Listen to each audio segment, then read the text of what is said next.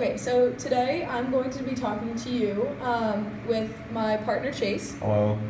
And we're going to be talking about what frame narratives are, what dominant narratives are, and kind of tying that into a cinematic universe of sorts, and like talking about how that affects like gender roles in Disney movies. And we're actually going to be talking about the Avengers Endgame movie and one specific scene that was really interesting. Spoiler alert.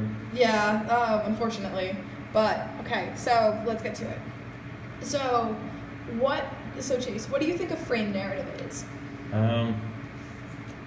Honestly, the first thing that comes to mind is just Who Framed Roger Rabbit. I know that's not the answer, but that's what comes to mind. But, I don't know, maybe like somewhat a story inside a story, kind of.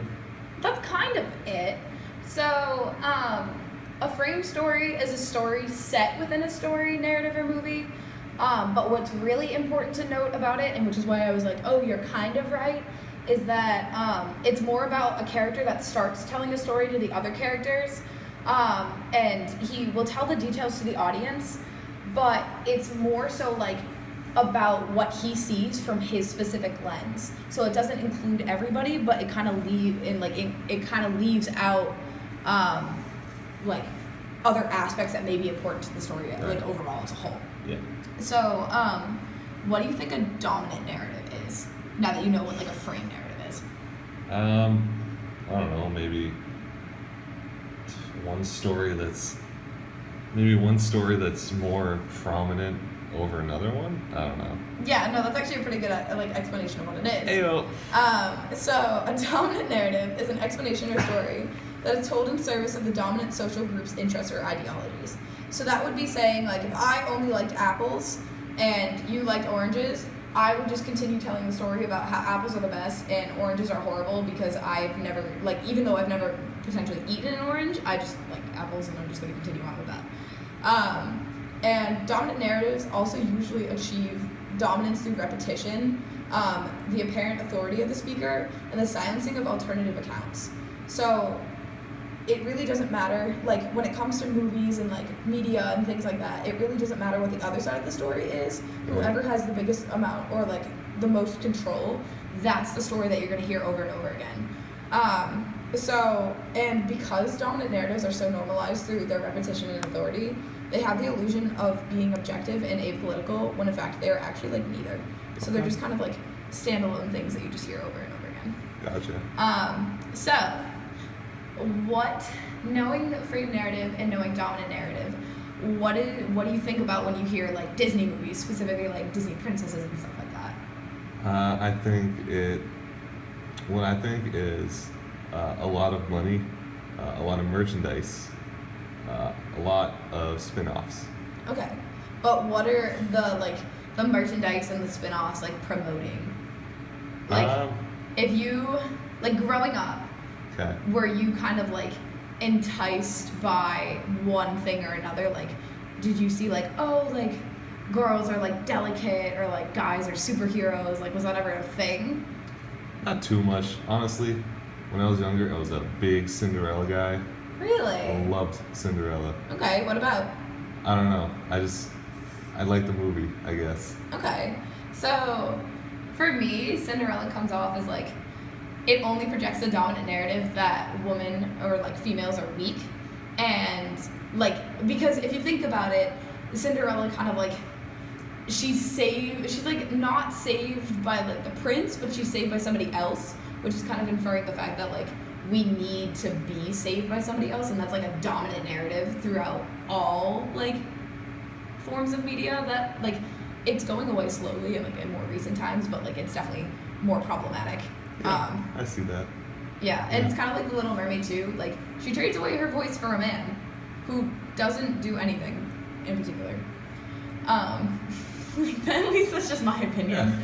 Yeah.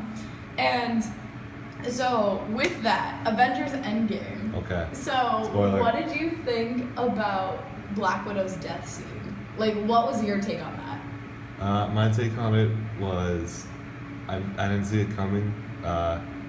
I thought that Hawkeye was the one who was going to jump. Okay. And then big old plot twist happened. Yeah. And that happened. Black Okay. Widow died. I didn't really think too much other than that. I mean, I don't know. I didn't really think there's any specific reasoning behind it so much. Okay. So I was looking into it a bit more, and like I was shocked that Okay. first of all that she died, but like Yeah. so in my research, so this is apparently like a common trend among superhero movies, and it's called being fringed. So I forget which comic it started in, but there was one comic where the superhero's girlfriend Okay. was killed and then shoved in a fridge.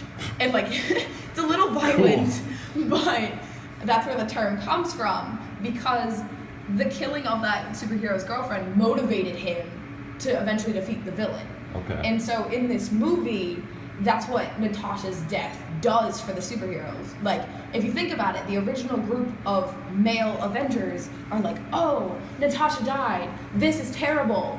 We need to defeat Thanos. And then it's never really mentioned again. Whereas Iron Man has this huge, long, drawn-out death scene. Okay. And I don't know. Like, I just thought that was kind of concerning. Well, at least a little bit. I mean, I get that point, but I feel the reason that Iron Man had the bigger death scene was because he's been more involved in the whole process, you know, the whole Avengers shenanigans. But at the same time, Natasha's been there since the beginning of the movie, or like since the beginning of the series of the movies. So like Which is true. that's a dominant narrative. She is being shoved to the side to basically like protect the male authority. I don't know. What do you think about that? I don't know about that so much.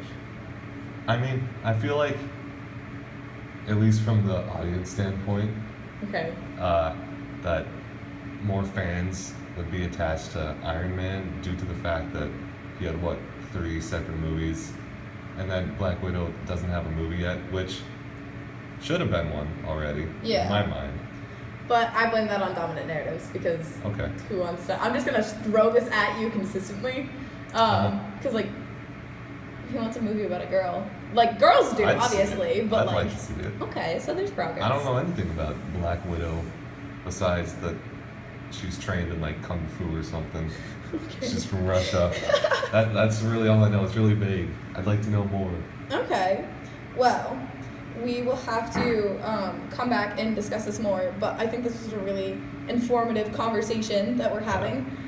Do you think you learned like a little bit more about frame narratives and dominant narratives, even if you don't necessarily like agree? Yeah. Okay. I'd say so. That's good. But yeah. Okay, so this is gonna be it, and we will talk later. Yeah. Okay, sounds great. Cool.